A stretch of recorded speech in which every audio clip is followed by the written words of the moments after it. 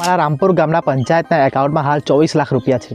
તો મિત્રો આ માહિતી મને કઈ રીતે મળી અને તમે પણ તમારા ગામના પંચાયતના એકાઉન્ટમાં કેટલા રૂપિયા છે, કયા કેટલી ગ્રાન્ટ આવી, ક્યાં વાપરવામાં આવ્યા, બધું જ ટ્રાન્ઝેક્શન તમારા મોબાઈલથી કઈ રીતે જોઈ શકશો, બધી જ માહિતી તમે મોબાઈલથી કઈ રીતે મેળવી શકશો એ આજના વિડીયોમાં હું જણાવીશ। તો વિડીયોમાં બનાવી રહેજો અને ફોલોનું બટન દબાવી લેજો। તો મિત્રો આ વિગત જાણવા માટે તમારે તમારા મોબાઈલમાં સૌપ્રથમ એક એપ્લિકેશન ડાઉનલોડ કરવી પડશે જેનું નામ છે મેરી પંચાયત। જો આ પ્રકારનો એક લોગો દેખાઈ જશે, આ પ્રકારની એપ્લિકેશન તમને પ્લે સ્ટોરમાં મળી જશે, તો તમારે ડાઉનલોડ કરી લેવાની છે। ડાઉનલોડ કર્યા બાદ આ એપ્લિકેશન ઓપન કરવાની છે। તમે પહેલીવાર એપ્લિકેશન ડાઉનલોડ કરશો એટલે તમારી પાસે મોબાઈલ નંબર વગેરે નાખવાની માહિતી આપશે, તો તમે મોબાઈલ નંબર વગેરે નાખીને લોગિન કરી લેજો। મેં ઓલરેડી લોગિન કરેલું છે, તો અહીં આગળ એરોના બટન પર હું ક્લિક કરીશ એટલે તમે જે રીતે તમારી જે પંચાયત છે તમારે આગળ સિલેક્ટ કરવાની રહેશે।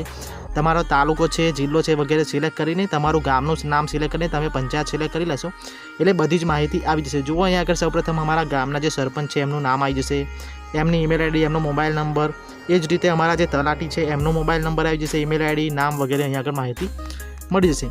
હવે મિત્રો ગ્રામ પંચાયતના બેંક એકાઉન્ટમાં કેટલા પૈસા છે અને ક્યાં વાપરવામાં આવે કઈ રીતે જાણવું, તો મિત્રો સૌપ્રથમ તમારે અહીંયા આગળ નીચે ક્લિક કરવાનું છે। એક ઓપ્શન તમને મળી જશે ઉપલબ્ધ પંચાયત ભંડોળ, એમાં ક્લિક કરશો એટલે તમને અહીંયા આગળ એક ઓપ્શન દેખાઈ જશે પંચાયતના બેંક ખાતાઓ।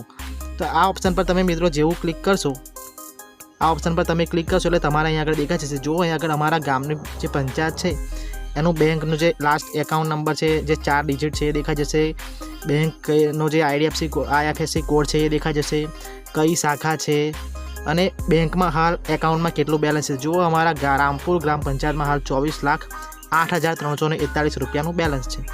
હવે તમે બધી વિગત પણ અહીંયાથી ચેક કરી શકશો અને વિગત કઈ રીતે ચેક કરવાની છે હું નેક્સ્ટ વિડીયોમાં સમજાવીશ।